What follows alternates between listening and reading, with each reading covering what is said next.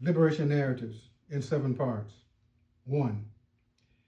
It may be a man's world, yet it is women who write music, navigate the harmony, who grow children, drive learning, prepare knives for the cutting of green beans and lies, while dodging genocide and rape, as men who run the world, bathed in the power of extreme illusion, overuse collateral damage, and deficit language to justify it's a man's world.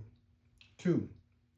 Best advice to men: marry women smarter than you. Occasionally let them know it. 3. My mother was prettier than imagination soaked in honey, flavored with hot water and lemon. Her heart was there too. She was a short poem. Dead at 34, buried without flowers, notation, or truthful stories. She challenged men walking on her like she was a used thread mill years before they were invented. I have her eyes. I see damage everywhere. I become a stop sign. 4. Janet liked girls and told them so. Robert liked boys and kept it a secret. Both grew into teenagers, still liking girls, still liking boys. Each kept their desires to themselves. In the 21st century, parts of the world began to mature and finally understood why Janet loved women and Robert loved men. They were born that way. Enough said. 5. If poetry is to have meaning, it must mean something. More than metaphor and simile, more than tree talk and looking for gigs, more than competition and unrhymed free verse, serious to the bone of incomprehension, surely to land the poet a Guggenheim or a MacArthur Genius Grant. Artists should not expect from readers, listeners, and observers fairness, objectivity, or deep knowledge of wordplay, or interpretive ideas of paint or jumpy notes. Often a smile will do. And yes, to buy and share books, visuals, and music will help. Saying yes to children may get you into heaven.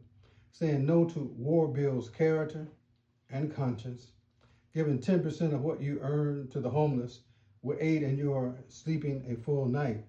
Hopefully to awaken creating healthier poems, prose, pictures, and critical perceptions of the potential of the letter P beyond politics, potholes, profiteers, poverty, pimp juice, parrots, patriots, Protestants, and playboys of the Western world.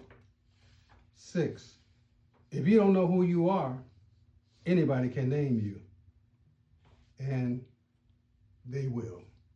Number 7, if the world loses elephants, dolphins, polar bears, frogs, trees, the ability of the majority to do good, if the world loses clean water, prayer, and meditation in all languages, if the world loses love across borders, honest vegans and vegetarians, a mother's love, a father's caring, children dancing to knowledge and colors, artists not lying for money, privilege, or fame, if the world loses books, newspapers, clear thinkers, practical doers, poets, promising futures for the great majority, rainforests, a world vocabulary that accents yes and possibilities rather than no and you can't do that.